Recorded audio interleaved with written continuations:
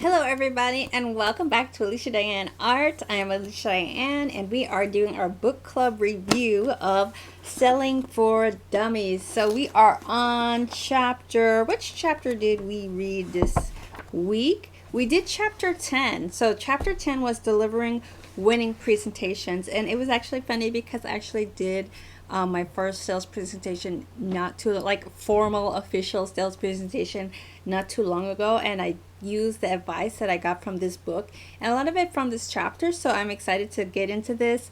It really helps me to kind of think about being more intentional when I go into a call, like you're meeting with that potential client for the first time, and that potential customer, and you want to tell them about your product or your service. Like if you're trying to get someone to partner with you for a freelance project, whether that's character design, children's book illustration, animation, or any of the myriad of things that you could possibly be doing.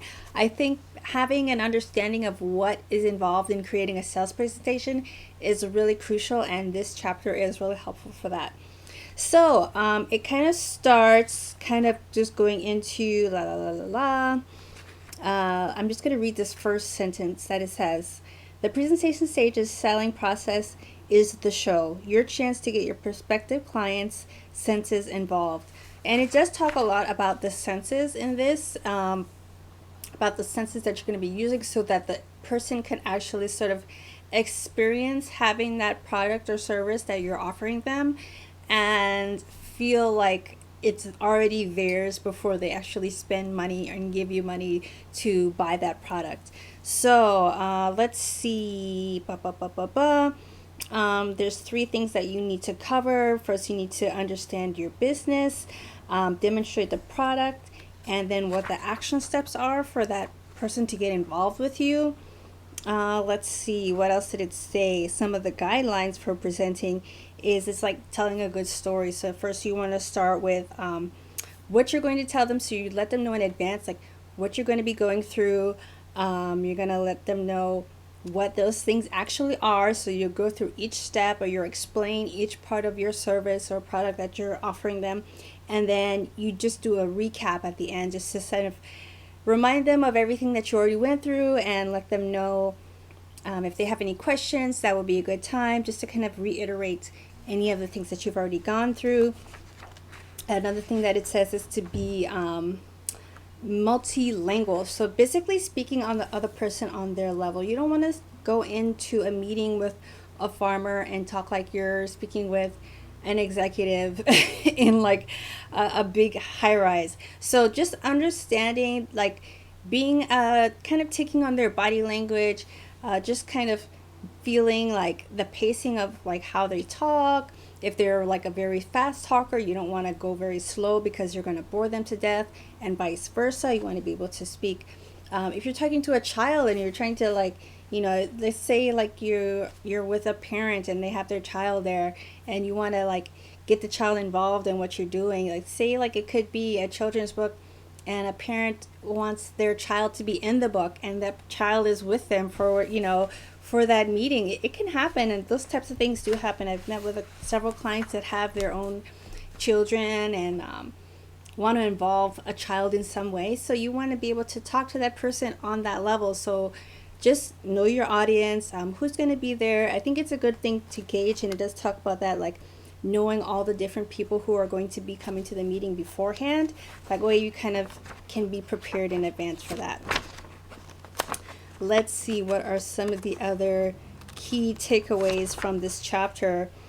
Recognizing the posted speed limit. That was like about how fast you're speaking with the people that are involved in the call and your presentation, whether it's in person or like over Zoom or something like that.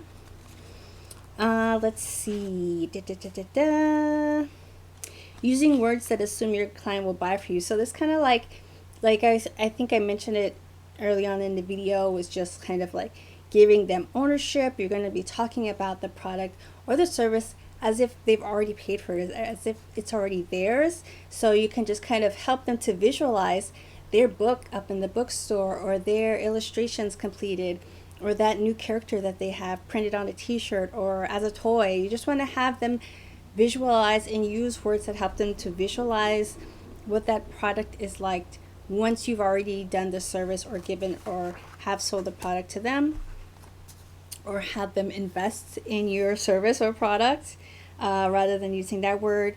Being aware of their body language and your own body language. So if they're kind of dozing off or their eyes are trailing, just kind of maybe you can ask them a question to get them back involved, or try and find the things that get their interest. So you're making sure that you, if you're on a topic that's boring to them, maybe take a pause and maybe track into something that maybe will track their interest a little bit more. Other things that you can do. It did talk about if you have like a phone conversation, just being aware of all the background noise, and if that person is distracted, it's probably not a good time for them. You want to make sure that they have, or that you have, their full attention when you're talking to them. And another thing that it talked about was visuals, having those visuals ready for them. So I always think it's great. I mean, I learned this a lot when I was teaching, is having like presentation. So you have like your slide presentation. There's so many different ways to do it now. I mean, they always have like the Microsoft Office, but nowadays you can use the Google Slides, which I love Google Slides. I use that a lot more than, I mean, a lot of colleges have Microsoft Office for free, so you'll be able to use that. But I love using the Google Office, the Google Workspace. So that just has like all those programs, and then you can use it for multiple devices. You don't have to worry about saving it or backing it up. You just have it there. You just log in and it's there. And I mean, those things are probably available now on Microsoft too, but you use whichever one works for you best, and you just make a slide presentation, because it's good to have those images, whether you're showing them pieces from your portfolio, which you might want to like go into different specifics. What are the perks about your specific art pieces that are really different and separate you from other people that they might hire? So I think it's always good to have slides, and you want to iterate things that might stand out. So if you reached a bestseller list, or you are featured in some sort of magazine or on a TV show for an art piece that you made, it's good to highlight those types of things as well. Let's see. It also talks about if you can involve other senses, like if you have like a physical book that they can actually touch and go through, that's great, especially if you're doing like if you're at some sort of an art show or a Comic-Con, you want to have physical things that they can touch. It also says like all the other things like smell and taste, if that's possible. I mean, it could be something that you maybe just have like some candies or something at your space when you're doing a convention or an art fair. I mean, maybe it's not to do with what you're selling, but it could be, let's say you have a book that's about a particular type of candy and you have that same candy in there. That could be a good way to get somebody to kind of also take one step further to want to buy your product. Or like just say like you have a story that's about a particular type of a stuffed animal or something, you might have a physical one that will show them and that they could touch and hold and kind of make them even want that product even a little bit more. So those types of things are just little tricks that you can use in your sales presentation, whether you're selling in person at an art fair, or you're doing something where you're showing them a slideshow or Google Slides on a Zoom call. I think either way, these have like some great tricks that you can use to kind of get the customer more likely to buy from you. So I think these are great.